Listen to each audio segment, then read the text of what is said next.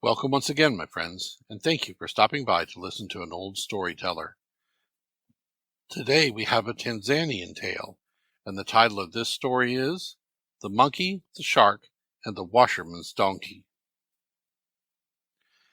Once upon a time, Ki-Ma, the monkey, and Pa-Pa, the shark, became great friends.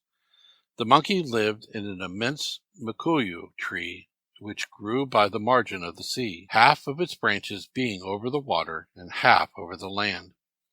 Every morning when the monkey was breakfasting on the kuyu nuts, the shark would put in an appearance under the tree and call out, "Throw me some food, my friend," with which request the monkey complied most willingly.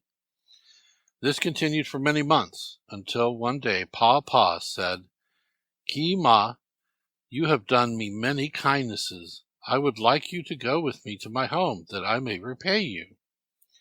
"How can I go?" said the monkey. "We land beasts cannot go about in the water." "Don't trouble yourself about that," replied the shark. "I will carry you. Not a drop of water shall get to you."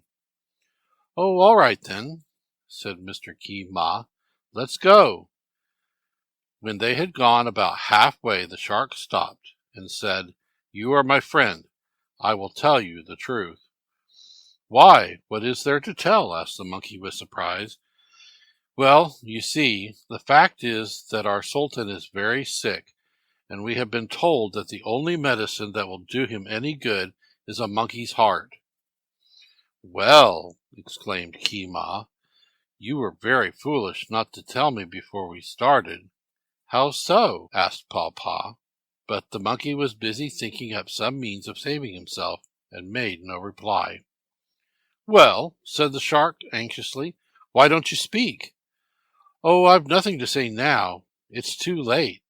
But if you had told me this before we started, I might have brought my heart with me." "What? Haven't you your heart here?" "Oh," ejaculated Ki-Ma, "don't you know about us? When we go out, we leave our hearts in the trees, and go about with only our bodies. But I see you don't believe me. You think I'm scared. Come on, let's go to your home, where you can kill me and search for my heart in vain." The shark did believe him, though, and exclaimed, "Oh, no, let's go back and get your heart." "Indeed, no," protested Ki-Ma. "Let us go on to your home." But the shark insisted that they should go back, get the heart, and start afresh. At last, with great apparent reluctance, the monkey consented, grumbling sulkily at the unnecessary trouble he was being put to. When they got back to the tree, he climbed up in a great hurry, calling out, "Wait there, Pa, my friend, while I get my heart, and we'll start off properly next time." Well, when he had got well up among the branches, he sat down and kept quite still. After waiting what he considered a reasonable length of time, the shark called, "Come along, Ki-Ma." But Ki-Ma just kept still and said nothing. In a little while he called again, "Oh, Ki-Ma, let's be going." At this the monkey poked his head out from among the upper branches and asked, in great surprise, "Going? Where?" "To my home, of course." "Are you mad?" queried Ki-Ma. "Mad? Why, what do you mean?" cried Pa. "What's the matter with you?" said the monkey. "Do you take me for a washerman's donkey?" "What peculiarity is there about a washerman's donkey?" "It is a creature that has neither heart nor ears." The shark, his curiosity overcoming his haste, thereupon begged to be told the story of the washerman's donkey, which the monkey related as follows. A washerman owned a donkey, of which he was very fond. One day, however, it ran away and took up its abode in the forest, where it led a lazy life and consequently grew very fat. At length Sungu Ra, the hare, by chance passed that way, and saw Punda, the donkey. Now, the hare is the most cunning of all beasts. If you look at his mouth, you will see that he is always talking to himself about everything. So, when Sungu Ra saw Punda, he said to himself, "My, this donkey is fat," and he went and told Simba the lion. As Simba was just recovering from a severe illness, he was so weak that he could not go hunting. He was consequently pretty hungry. Said Mr. Sungu Ra, "I'll bring enough meat tomorrow for both of us to have a great feast, but you'll have to do the killing." "All right, good friend," exclaimed Simba joyfully. "You're very kind." So the hare scampered off to the forest, found the donkey, and said to her in his most courtly manner, "Miss Poonda, I am sent to ask your hand in marriage." "By whom?" simpered the donkey. "By Simba the lion." The donkey was greatly elated at this, and exclaimed, "Let's go at once. This is a first-class offer." They soon arrived at the lion's home, were cordially invited in, and sat down. Sungu Ra gave Simba a signal with his eyebrow, to the effect that this was the promised feast, and that he would wait outside. Then he said to Poonda, "I must leave you for a while to attend to some private business. You stay here and converse with your husband that is to be."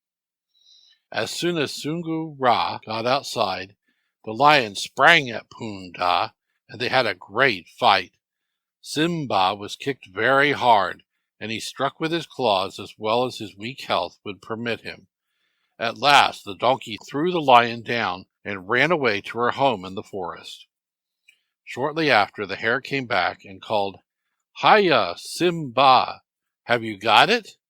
"I have not got it," growled the lion. "She kicked me and ran away, but I warrant you I made her feel pretty sore, though I'm not strong." "Oh, well," remarked Sungu Ra, "don't put yourself out of the way about it."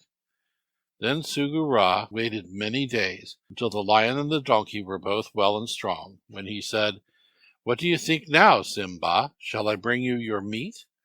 "Aye," growled the lion fiercely. "Bring it to me. I'll tear it in 2 pieces." So the hare went off to the forest, where the donkey welcomed him and asked the news. "You are invited to call again and see your lover," said Sungu Ra. "Oh dear," cried Poonda. "That day you took me to him, he scratched me awfully.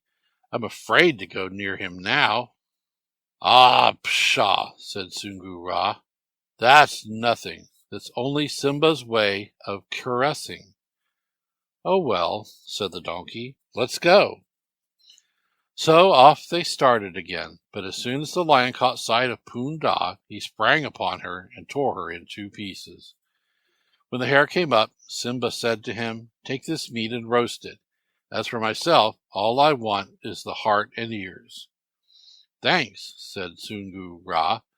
Then he went away and roasted the meat in a place where the lion could not see him, and he took the heart and ears and hid them. Then he ate all the meat he needed, and put the rest away. Presently the lion came to him and said, "Bring me the heart and ears." "Where are they?" said the hare. "What does this mean?" growled Simba. "Why, didn't you know it was a washerman's donkey?" "Well, what's that to do with there being no heart or ears?" "For goodness sake, Simba, aren't you old enough to know that if this beast had possessed a heart and ears, it wouldn't have come back the second time?" Of course the lion had to admit that what Sungu Ra, the hare, said was true. "And now," said Keema to the shark, "you want to make a washerman's donkey of me. Get out of there and go home by yourself. You are not going to get me again, and our friendship is ended. Goodbye, Papa." Thank you once again for listening to this story. If you enjoyed this story, please press that like button. Also, please help an old storyteller out by subscribing to my channel. The next story will be posted in a few days, so until then, may your story continue to be a good one.